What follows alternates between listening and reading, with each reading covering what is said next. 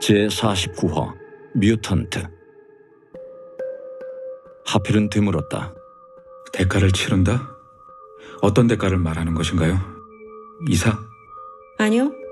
사람을 살리는 것. 선실은 말을 이어갔다. 원래 마트는 사람을 살리는 곳으로 알려진 게 아니에요. 죽으러 가는 곳으로 소문났었죠.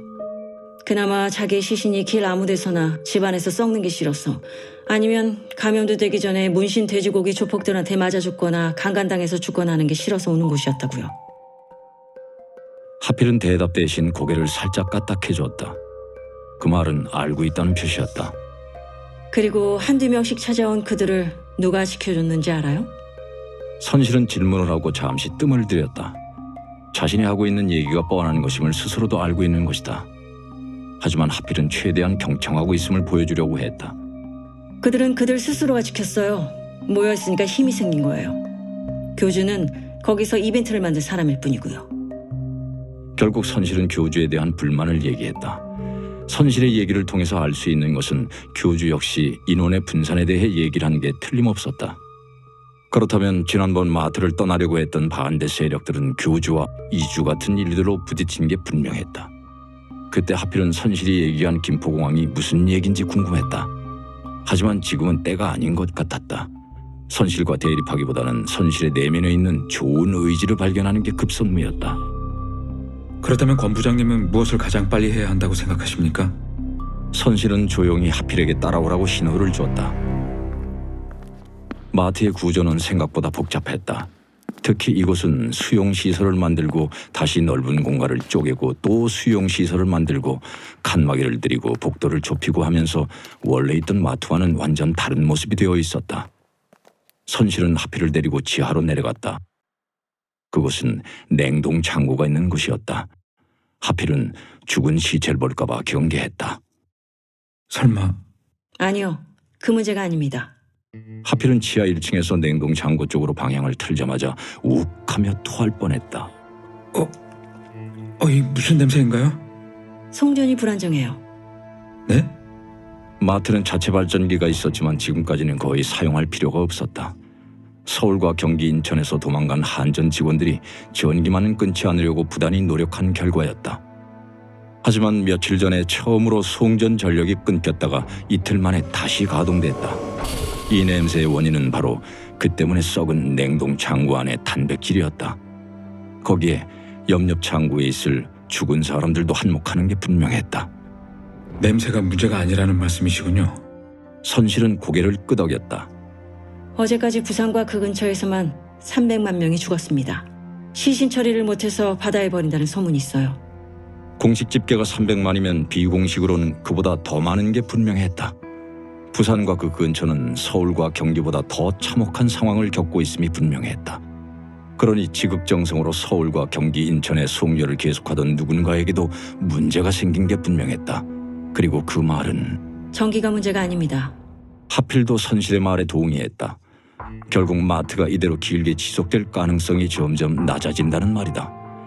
누군가의 침략을 받아서 시설을 뺏긴다든가, 아니면 부산에서 다시 서울로 난민들이 이동한다든가, 아니면 전혀 다른.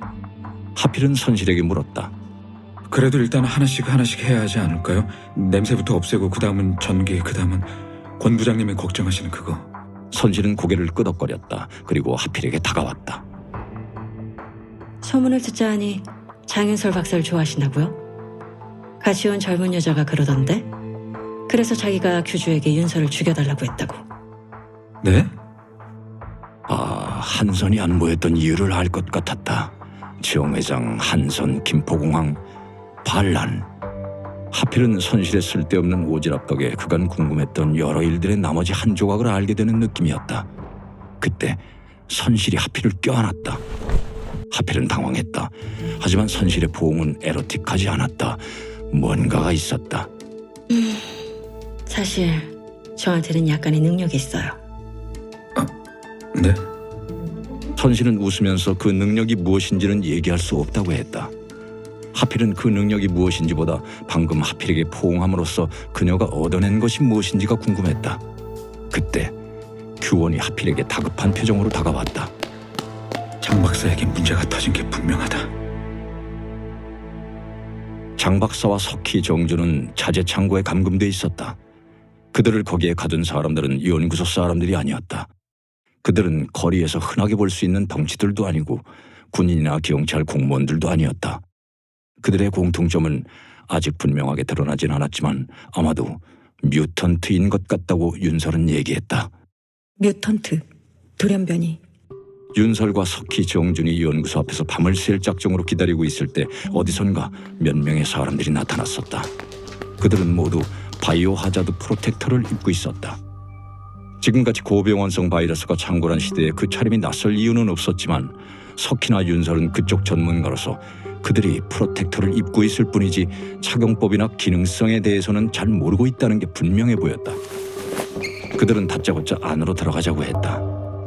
윤설과 석희는 그들이 위협적으로 보이지 않을 뿐더러 무기 같은 것도 가지고 있지 않았고 또한 바이오 프로텍터를 입고 있었기 때문에 당연히 연구소에 머물고 있는 사람들이라고 생각했다. 그리고 예상대로 그들은 연구소 정문이 아닌 은폐된 출입구를 통해 안으로 들어갔다.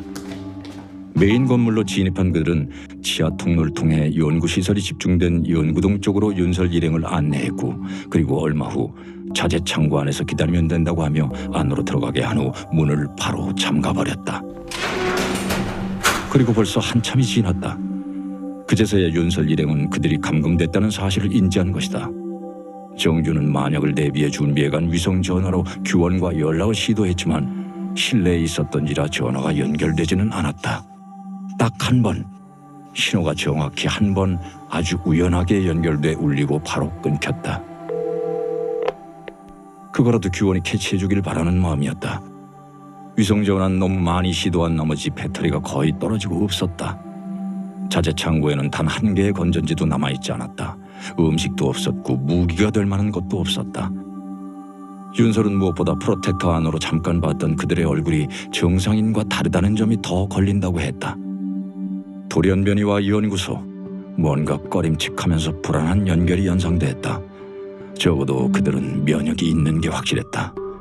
윤설은 단순한 생명의 위협을 넘어선 다른 불안감이 엄습했다. 하필은 규원의 말을 듣고 나서 새벽이지만 그곳에 바로 가봐야 한다고 결론 내렸다.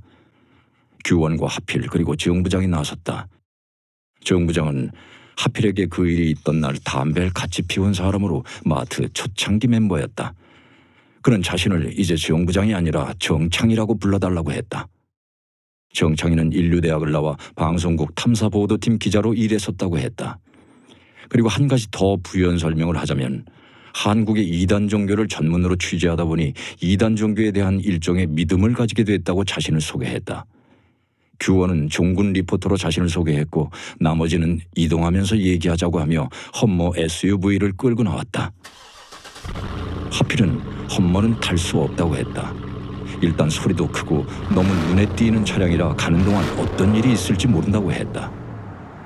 결국 하필의 일행은 1.5톤 트럭을 타고 서울 서남부 쪽에 있는 연구소로 새벽 공기를 마시며 출발했다. 출발 전 권 부장은 하필이 다녀오는 동안 하필의 말대로 일단 할 수 있는 것부터 하고 있겠다고 했다. 하필은 대가를 치러야 한다고 하지 않았느냐고 반문했고 권선실은 그때 포옹을 하면서 당신의 그 말이 진심이라는 것을 알게 됐다고 했다. 그녀는 하필의 진심을 알고 싶었던 것이다. 하필은 그녀의 미소를 보며 그녀가 참 미인이라는 생각을 마음속으로 했다. 그 마음을 그녀가 알아챘을 수도 있다고 생각했다.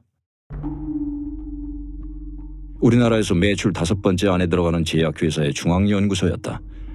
하필도 몇 번 다녀온 적이 있었다. 연구소끼린 가끔 실험에 필요한 시약이 부족할 경우 다른 연구소에서 남는 시약을 빌리기도 한다. 그럴 때 몇 번 이 연구소에 온 적이 있었다. 연구소 부지가 크기 때문에 대부분의 건물은 5층을 넘지 않았고 연구소 중앙에는 화려할 정도의 잔디 정원이 꾸며져 있었다. 연구소 밖에서는 도저히 상상할 수 없는 잔디 정원이었고 그 잔디 정원은 제약회사 창립자의 개인 돈으로 만들었다고 했다. 그리고 그곳에 지금 자신이 사랑하는 여인 장윤설이 잡혀있는 게 분명하다. 저 멀리 정문이 보였다. 하필은 급하게 차를 멈추라고 했다. 왜요? 규원이 물어봤다. 하필은 씩 웃으며 말했다. 정문에 CCTV 있을 확률 100%. 규원은 고개를 끄덕거렸고 정부장도 그런 하필을 보면서 하필이 타고난 생존 전문가라는 타이틀이 그냥 붙은 게 아니라는 것을 새삼 느끼는 표정이었다. 그때였다.